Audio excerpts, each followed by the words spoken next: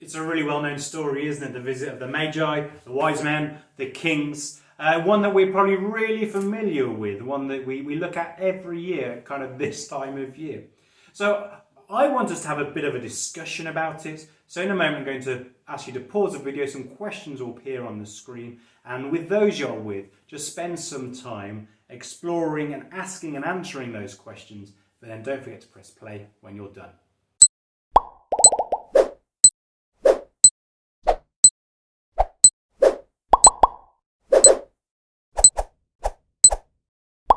So I've been thinking about the answers to those questions too. I wonder what you said. Here are my thoughts, but I imagine yours are probably just as good. But my thoughts are this: what would I have taken to Jesus? I would not, for sure, have thought to take gold, frankincense, or myrrh. For a start, probably couldn't afford to give them as a gift.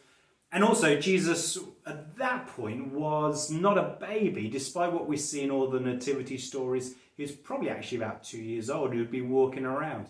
So I think I would have taken a baby doll in a pushchair that Jesus could have pushed around, or maybe a train or a car or something that he could push around. I think that's probably what 2-year-olds like to play with. That's probably what I'd have taken him.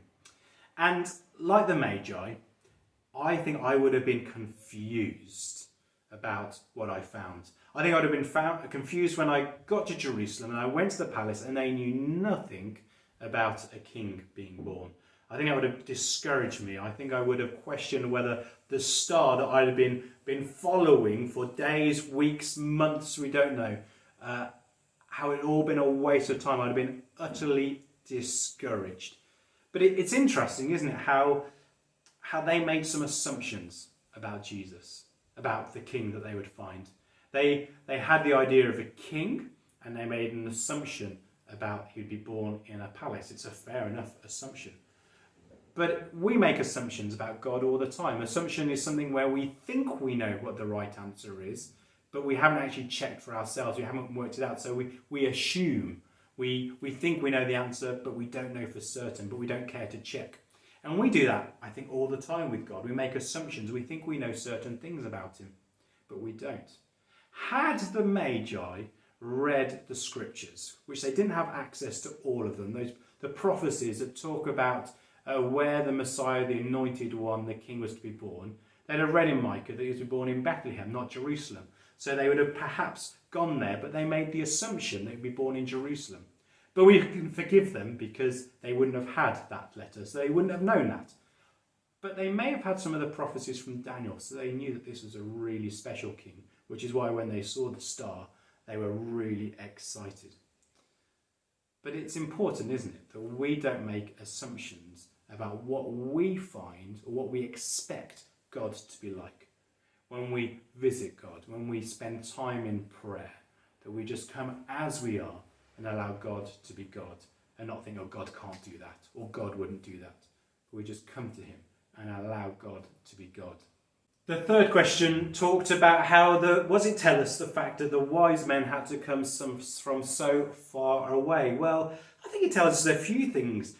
We'll explore some of them in a moment. But ultimately, it shows us that actually Jesus was really significant and they knew it. Like I said, perhaps from prophecies in Daniel 9 and other places.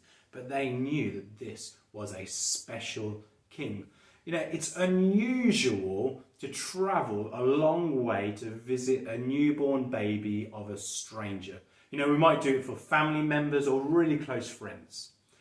Some people may go and hang outside a hospital or a palace when a royal baby has been born in their own country. But not many people, especially back then, would have travelled across borders for a long, long time to visit a king that they knew nothing about.